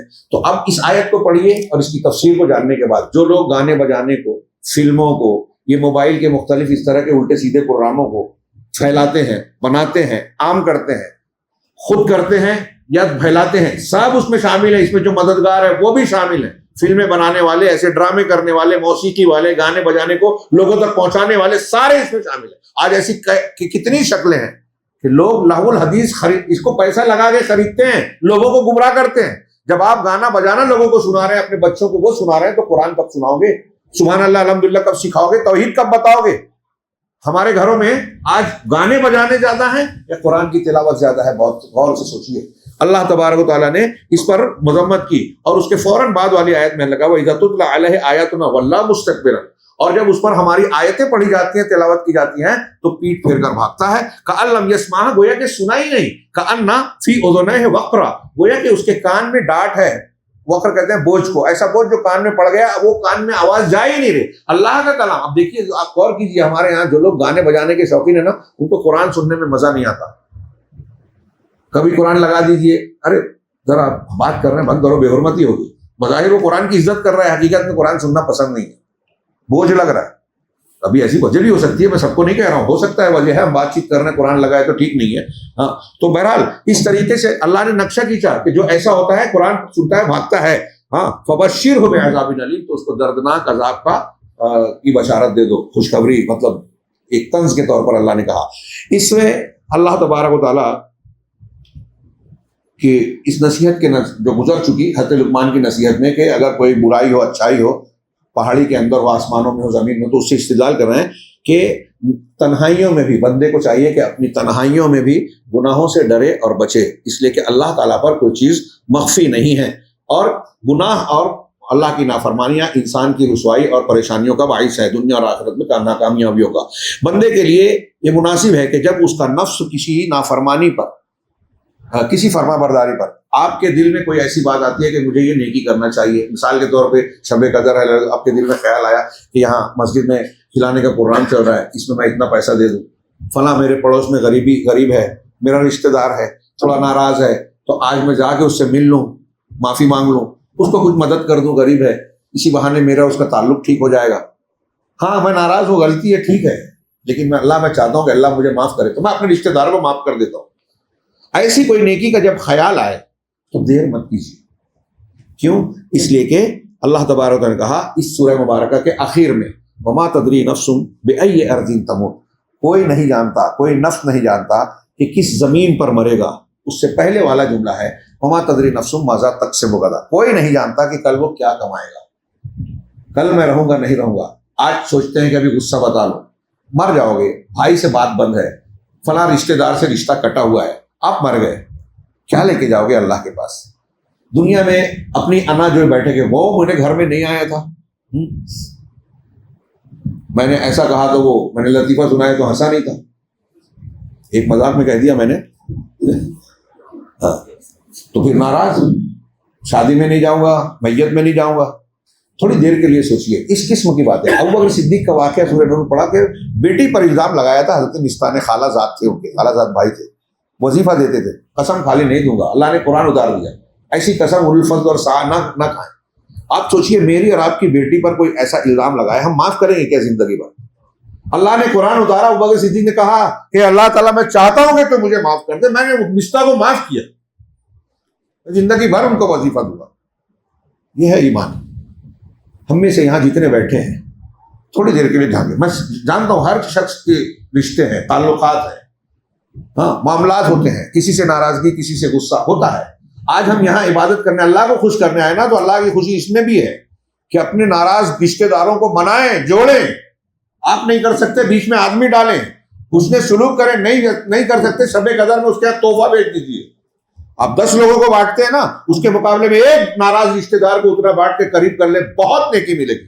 اس سے بڑی کوئی نیکی نہیں ہوگی نوافل میں.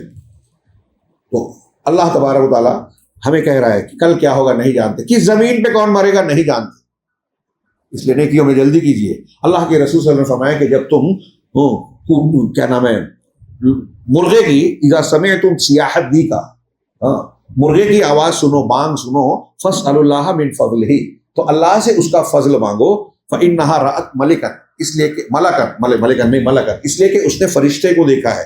وإذا سمعتم نحیق الحمیر، اور جب تم گدھے کی نحیق سنو، بعض روایتوں میں کتے کے بھونکنے کی آواز بھی ہے، تو تم اللہ کی پناہ میں آؤ شیطان رجیم سے، شیطان سے، اس لیے کہ اس نے شیطان کو دیکھا ہے. تو گدھا چلاتا ہے شیطان کو دیکھ کر، اور مرغا اذان دیتا ہے فرشتے کو دیکھ کر. اس کو مسلم کی یہ حدیث ہے. اسی لیے اللہ نے فرمایا ان انکر الاصوات لصوت الحمیر، یہ حضرت لقمان کی نصیحتوں میں ہے. اللہ تعالیٰ نے کہا کہ تم کو دھوکے دینے والا دھوکہ نہ دے، تو حضرت ابن عباس نے کہا کہ اس سے مراد شیطان ہے. حضرت لقمان علیہ السلام ولی تھے، اللہ کے نیک اور صالح بندے تھے. ان سے پوچھا گیا کہ تم کو اتنی زبردست حکمت کہاں سے ملی؟ تو انہوں نے کہا کہ ہو سکتا ہے اللہ تبارک و تعالیٰ کی تقدیر سے اللہ نے دی ہے. پہلی بات تو یہ کہ اللہ کا شکر. دوسرا، میں اپنے امانت داری کرتا ہوں، حقداروں کو حق دیتا ہوں، کوشش کرتا ہوں ذمہ داری امانت ادا کروں. تیسرا یہ کہ میں سچ بولتا ہوں. اور چوتھا لے کہ جو کام بے مقصد بے فائدہ ہے میں اس کو چھوڑ دیتا ہوں. اس سورہ مبارکہ کی آخری آیت اللہ کے رسول صلی اللہ علیہ وسلم، بخاری شریف کی حدیث ہے، صحیح بخاری میں، مسلم میں نہیں ہے، بخاری میں ہے.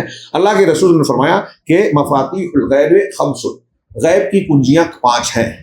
اور وہ 5 کنجیاں کون سی ہیں؟ اس میں ایک روایت میں یہ بھی ہے لا یعلمھا الا اللہ، جسے اللہ کے سوا کوئی نہیں جانتا.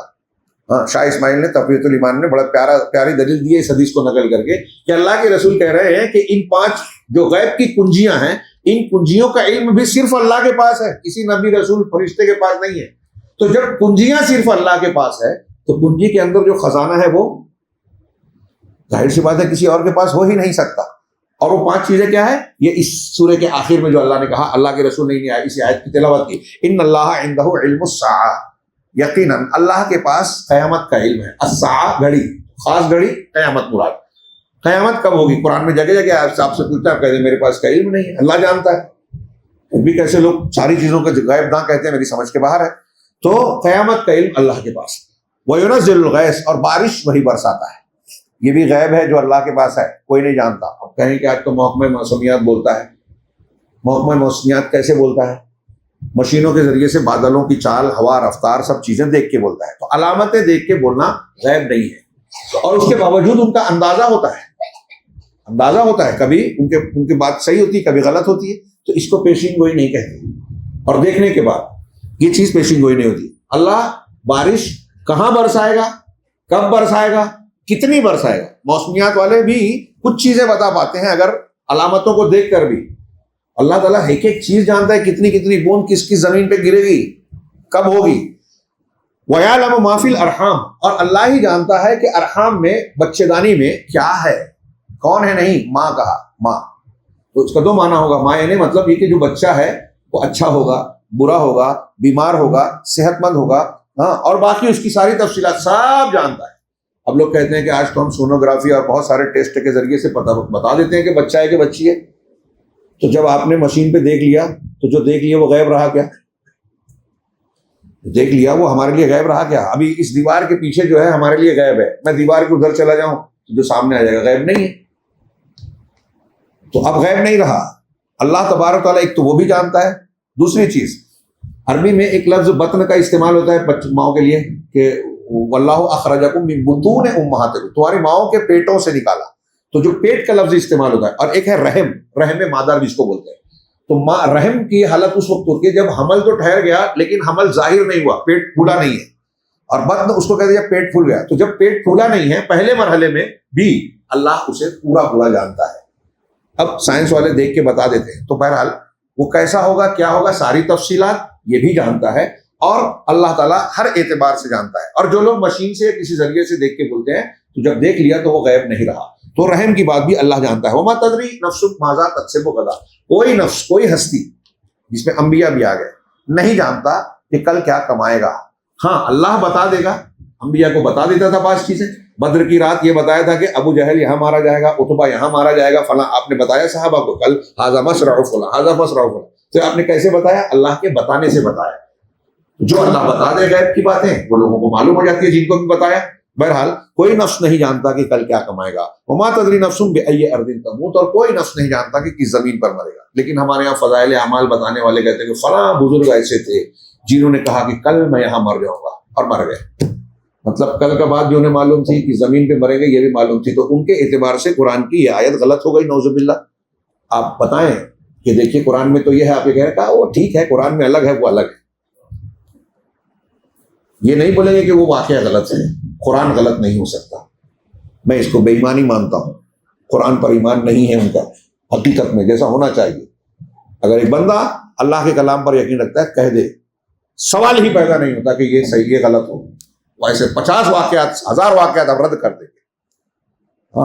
ہاں اللہ نے جن کو خبر دی، اب یہ صاحب وحی تو ہے نا یہ بزرگان جن کے واقعات بیان، میں بولتا ہوں ہندوستان پاکستان میں یہی مزاج ہے، لوگوں کو بھی پسند آتا ہے، اور شرک کی دکانیں اسی سے چلتی ہے، ارے وہ ایسے تھے وہ ویسے تھے، تو ٹھیک ہے تھے تو ان کو پوچھیں، اللہ کا حق دیں، رسول کا حق دیں، پوچھیے، لیکن آگے چل کے وہی ہوتا ہے کہ جب اتنے پہنچے ہوئے تھے تو ان کی قبر پہ جا کے ان سے مانگے تو کیا غلط ہے؟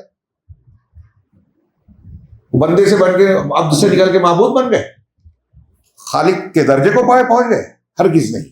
بہرحال میں نے اشارہ کیا کہ یہ اس قسم کے واقعات ہمارے یہاں بیان کیے جاتے ہیں جو قرآن کے مضامین کے بالکل صریح خلاف ہے، اور لوگ مانتے ہیں ان اللہ علیم خبیر، اللہ ہی علم والا، کامل علم والا اور خبیر ہے۔ میں صرف 2-4 منٹ میں سورہ سجدہ میں جو مضامین ہیں اس کی تفصیل پیش کیے بغیر صرف یہ بتا دوں، اگلی سورہ یہ سورہ مکی ہے، 30 آیتوں پر مشتمل ہے، اس کا نام سجدہ ہے اس لیے کہ الف لام الف میم سجدہ بھی کہتے ہیں، اور صرف سجدہ بھی، کیونکہ الف لام میم کی سیریز کی جتنی صورتیں ہیں اس میں یہ اکیلی صورت ہے جس میں سجدے کی آیت ہے اور سجدہ کیا گیا۔ اس کا بھی جو بنیادی مضمون ہے، محوری مضمون ہے اللہ تعالیٰ کے لیے جھک جانا، اور اس کے لیے اللہ تبارک تعالیٰ نے بڑی زبردست اس میں تعلیمات دی ہے کہ اس کائنات کو بنانے والا اللہ ہے، انسان کی حقیقت کیا ہے پوری تفصیل کو، مٹی سے بنایا، نطفے سے بنایا، مٹی سے بنایا، پھر اس کے بعد نطفے کے جوہر سے اس کی نسل کو جاری رکھا، پھر وہ بچہ پھر اس کو ٹھیک ٹھاک کرتا ہے، پھر اس کو دوبارہ زندہ کرتا ہے، ثم سواہ ونفخ فیہ من روحہ، پھر اس میں روح کو پھونکا، انسان بنایا، نسل کو چلایا، اور پھر نسل چلنے کے بعد کیا ہوتا ہے وجعل لکم السمع والابصار والافئدہ قلیلا ما تشکرون، کہ تمہارے لیے آنکھ کان دل بنائے، ان کو ذریعے سے آدمی علم حاصل کرتا ہے، کیوں بنایا؟ تاکہ شکر گزار بن جائے۔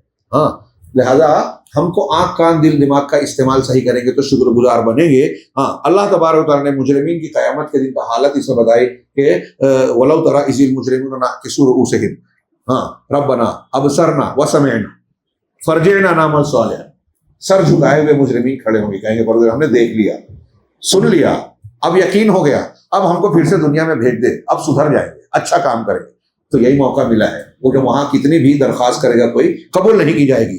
اسی طرح اس سورہ مبارکہ میں اللہ تبارک و تعالیٰ نے دنیا میں اور آخرت میں مسلمانوں کے حالات بیان کیے کہ دنیا میں کیا ہے، آخرت میں مومنین کی صفت بتاتے ہوئے کہا تتجافا جنوبہم عن المضاجع یدعون ربہم خوفا وطمعا، کہ ان مومنوں کے پہلو کروٹیں بستر سے الگ ہوتی ہے، اللہ کو پکارتے رہتے ہیں، عبادت کرتے ہیں خوف سے اور طمع سے، ڈر کر بھی، لالچ اور امید سے بھی۔ ہمارے یہاں کچھ صوفیہ کہتے ہیں میں سوچتا ہوں کہ رابعہ بصری اور فلاں بولتی ہیں کہ جو لوگ جنت کے شوق سے عبادت کرتے ہیں، میں سوچتی ہوں آگ ہو تو جنت کو جلا دوں، اور جو جہنم کے خوف سے عبادت کرتے ہیں میں سوچتی ہوں کہ پانی سے آگ کو بجھا دوں۔ کتنی بکواس بات ہے۔ اللہ تعالیٰ نے بلا وجہ جنت جہنم کو بیان کیا، پیدا کیا، اور بار بار قرآن میں تفصیل سے بیان کرتا ہے۔ انسان کی تربیت کے لیے، اس کی فطرت کو صحیح رکھنے کے لیے ضروری ہے۔ تو اللہ نے یہ قرآن میں جگہ جگہ آپ کی عبادت میں خوف بھی ہونا چاہیے، امید بھی ہونی چاہیے، دونوں میں سے کوئی ایک ہوگا تو بھی گمراہی۔ آپ ڈر ہی ڈر رکھیں گے تو نا امید ہو جائیں گے کہ اللہ میں اتنا گنہگار ہوں مجھے معافی نہیں کرے گا، اور آپ امید ہی امید رکھیں گے تو گناہوں پہ جری ہو جائیں گے، اللہ تو غفور الرحیم ہے، کچھ بھی کر لو معاف کر ہی دے گا۔ دونوں چیزیں لیول رکھتی ہیں، توازن رکھتی ہیں۔ ڈر گناہ سے روکتا ہے، توبہ کرواتا ہے، امید نیکی پر ابھارتی ہے اور جینے کا حوصلہ رکھتی ہے، کیسی بھی برائی ہو جائے اللہ تعالیٰ سے نا امید نہیں کرتی۔ ہاں، تو اسی طرح آگے فرمایا کہ مومنوں کا یہ حال ہے، وہ مما رزقناہم ينفقون، اور جو ہم نے دیا ہے اس سے خرچ کرتے ہیں۔ اور پھر آگے اللہ نے کہا فلا تعلم نفس ما اخفي لهم من قرة اعين، جمعہ کے خطبے میں آئی تھی یہ بات، یہ آیت اور حدیث، کہ کوئی نفس نہیں جانتا کہ اللہ نے آنکھوں کی ٹھنڈک کے کیسے کیسے سامان اس کے لیے جنت میں چھپا کر رکھے ہیں۔ ہاں، جزاء بما كانوا يعملون، ان کے اعمال کے بدلے میں۔ افمن کان مؤمنا کمن کان فاسقا، کیا وہ شخص جو مومن ہے وہ اس طرح ہو سکتا ہے جو فاسق ہے؟ دونوں برابر کیسے ہو سکتے ہیں؟ لا یستوون، دونوں برابر نہیں ہیں۔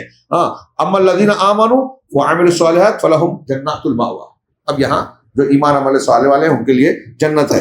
امام شافعی کہتے ہیں اس آیت میں، اس سورہ میں ایک آیت ہے کہ وَجَعَلْنَا مِنْهُمْ أَئِمَّةً يَهْدُونَ بِأَمْرِنَا لَمَّا صَبَرُوا وَكَانُوا بِآيَاتِنَا يُوقِنُونَ، بس اس ایک آیت کو اچھی طرح سمجھ لیجیے۔ ہاں، کہ اللہ نے کہا کہ ہم نے ان میں سے کچھ لوگوں کو پیشوا بنایا، ائمۃ، امام، پیشوا، قوم موسیٰ کا ذکر کرتے ہوئے کہا کہ امام بنایا، یہدون بامرنا، وہ کیسے امام اور پیشوا تھے؟ اپنا آرڈر چلا کے تقلید کرو میری، میں نے مجھ کو خواب دکھا، یہ سب نہیں۔ یہدون بامرنا، ہمارے حکم کے ذریعے سے رہنمائی کرتے تھے، شریعت کے مطابق تعلیم دیتے تھے، تب امام ہے، صحیح امام وہ ہے۔ ہاں، لما صبر، کب بنایا ان کو امام، لیڈر، پیشوا؟ جب انہوں نے صبر کیا، وَقَانُوا بِآيَاتِنَا يُوقِنُونَ، اور وہ ہماری آیتوں پر یقین رکھتے تھے۔ دو صفت بتائی ہے۔ امام شافعی کہہ رہے ہیں کہ کوئی بندہ اس وقت تک کامل بندہ، طاقت اور قوت والا ہو نہیں سکتا جب تک کہ امتحان کی چکی میں نہ پیچھے، ابتلا اور آزمائش میں نہ جائے، نمبر ایک۔ اور کوئی بندہ اس وقت تک امام نہیں بن سکتا، پیشوا اور لیڈر نہیں بن سکتا جب تک کہ صبر اور یقین نہ آئے۔ اللہ تعالیٰ نے اس آیت میں کہا کہ کب بنایا اللہ نے ان کو امام، ائمہ؟ جب صبر کیا اور جب یقین کیا۔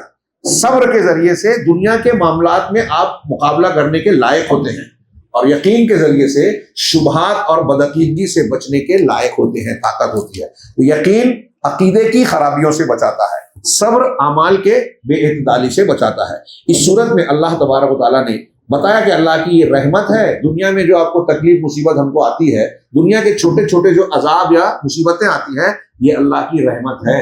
قرآن نے کہا اس سورہ میں وَلَنُذِيقَنَّهُم مِّنَ الْعَذَابِ الْأَدْنَىٰ دُونَ الْعَذَابِ الْأَكْبَرِ، کہ ہم عذاب ادنا کا مزہ انہیں ضرور چکھائیں گے۔ عذاب ادنا، ادنا کہا ہے، ہم دنیا کو دنیا بولتے ہیں نا، دنیا کا مطلب کیا ہوتا ہے لفظی؟ سب سے گھٹیا۔ ادنا، ادنا بولتے ہیں، ادنا بولتے ہیں نا، ادنا کسے بولتے ہیں؟ معمولی، انتہائی گھٹیا، انتہائی معمولی، ہے نا۔ ادنا مذکر ہے، اس میں تفضیل، سب سے گھٹیا، اور اسی کی مؤنث ہے دنیا۔ جیسے احسن، سب سے اچھا، اسی کی مؤنث ہے حسنہ۔ اکبر، سب سے بڑا، اسی کی مؤنث ہے کبرا۔ تو ایسے ہی ادنا یہ مذکر ہے، سب سے گھٹیا، سب سے معمولی، اور اس کی مؤنث ہے دنیا۔ تو دنیا کا عذاب، یعنی دنیا میں جو اللہ عذاب دے رہا ہے کسی کو، کوئی بیماری ہے، حادثہ ہے، نقصان ہے، اور کچھ اس طرح کی چیز، تو کہا ہم ان کو ضرور مزہ چکھائیں گے، ادنا معمولی عذاب، دون العذاب الاکبر، عذاب اکبر جو آخرت میں ہوگا، جہنم کا ہوگا، اس سے ہٹ کر۔ کیوں یہ عذاب کیوں دیں گے ہم؟ اس عذاب سے پہلے چھوٹا عذاب، دنیا کا عذاب کیوں دیں گے؟ لعلہم یرجعون، تاکہ وہ لوٹ آئیں، تاکہ وہ توبہ کر لیں۔ تو عذاب کا ایک مقصد ہے کہ سدھر جائیں۔ اولم یروا انہم یفتنون فی کل عام مرۃ او مرتين، سورہ توبہ کے آخر میں لگا، کیا وہ نہیں دیکھتے کہ ہر سال میں ایک دو مرتبہ کچھ مصیبت آفت میں مبتلا ہوتے ہیں، فتنے میں پڑتے ہیں، ثم لا یتوبون ولا هم یذکرون، پھر بھی توبہ نہیں کرتے اور نصیحت نہیں پکڑتے۔ اللہ عز و جل نے حدیث قدسی جو جمعہ میں پیش ہوئی تھی اور ابھی میں نے اشارہ کیا تھا، وہ یہاں نقل بھی کی ہے، یہ دوسرا پوائنٹ ہے کہ اللہ عز و جل نے کہا کہ عادت لعبادی الصالحین، حدیث قدسی ہے، میں نے اپنے نیک بندوں کے لیے تیار کر رکھا ہے ایسی نعمتیں، ایسی چیزیں، ایسے انعامات، ما لا عین رأت، جو کسی آنکھ نے نہیں دیکھا، ولا اذن سمعت، اور نہ کان نے سنا، ولا خطر علی قلب بشر، اور نہ کسی انسان کے دل پر کھٹکا گزرا، خیال بھی نہیں آیا۔ ہاں، اس حدیث کو سمجھنے سے پہلے غور کیجئے کہ آج دنیا میں بھی بہت سے انجینئرز، بہت سارے ماہرین ایسی عمارتیں، ایسے چیزیں بناتے ہیں، باغات ترتیب دیتے ہیں، شو روم اور نمائش گاہیں بناتے ہیں کہ ہم دیکھ کے حیران رہ جاتے ہیں کتنا زبردست بنا، ہم تو سوچے بھی نہیں تھے، لیکن اس انجینئر نے بنا لیا، مطلب اس دل پہ کھٹک رہا ہے، انسان کو سمجھتا ہے جنت میں وہ خوبصورتی ہوگی جو ہم سوچ بھی نہیں سکتے، کوئی بھی آرکیٹیکٹ بڑے سے بڑا وہ بھی نہیں سوچ سکتا کیسی جنت ہوگی۔ اللہ نے فرمایا اس حدیث کو پڑھ کر، اس کو پڑھنے کے بعد حضرت ابو ہریرہ کہتے ہیں راوی حدیث کہ اگر چاہو تو یہ حدیث، یہ آیت پڑھ لو، فلا تعلم نفس ما اخفی لهم من قرۃ اعین، کوئی نفس نہیں جانتا کہ اس کے لیے جنت میں آنکھوں کی ٹھنڈک کے کیسے سامان پوشیدہ رکھے گئے ہیں۔ ایک دو بات اور، وہ یہ کہ نمبر 5 پر کہ اللہ کے نبی صلی اللہ علیہ وسلم سونے کے لیے جب بستر پر آتے تھے، یہ صحیحہ میں احمد، نسائی اور ترمذی کی روایت ہے، علامہ البانی نے صحیحہ میں نقل کیا ہے کہ آپ نہیں سوتے تھے یہاں تک کہ سورہ سجدہ اور سورہ ملک کی تلاوت نہیں کر لیتے تھے۔ ہاں، اس سورہ میں شروع میں بتایا کہ اللہ تبارک و تعالیٰ نے آسمان و زمین کو 6 دنوں میں پیدا کیا، تو یہ 6 دن سے مراد کیا ہے؟ یوم الاحد سے لے کے یوم جمعہ، اتوار سے لے کے جمعہ کا دن، اور ان میں سے ہر دن 6 دن جو ہے، ہر دن ایک الف سنۃ، 1000 سال کے برابر ہے ایک دن۔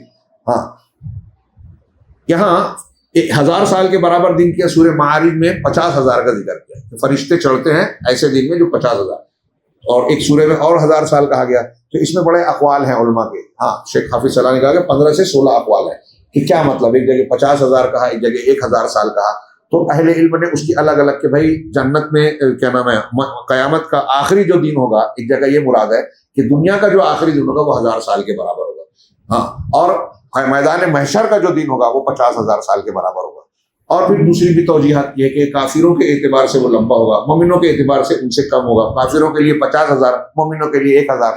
ہاں، اور کسی نے اور کچھ کہا کہ اللہ کے، اب دنیا کا جو ہم 24 دن کا ایک دن مانتے ہیں ہم، جو شمار اللہ نے کہا مما تعدون، جو تم شمار کرتے ہو 24 گھنٹے کا دن اور رات، تو ہمارا نظام شمسی یہاں ہے، اس سے باہر نکل جائے فلکیات میں تو سورج کے نکلنے ڈوبنے، رات اور دن کا یہ سسٹم ہے ہی نہیں، تو جیسے جیسے اوپر جائیں گے تو دن کا، رات کا، موسموں کا یہ نظام نہیں ہے، تو یہ چیز ایک طریقے سے غیب کی ہے، ہاں، اور ہمارے سمجھ کے باہر ہے۔ اس لیے حضرت ابن عباس رضی اللہ تعالیٰ عنہ کی بات سب سے بہتر لگتی ہے، وہ کہتے ہیں کہ اللہ نے کہا ہے 50,000 1000، تو ہم دونوں پر عقیدہ رکھیں، اس کی توجیہ اور تفصیل ہماری سمجھ کے باہر ہے، اس لیے اس میں توقف اختیار کرنا بہتر ہے۔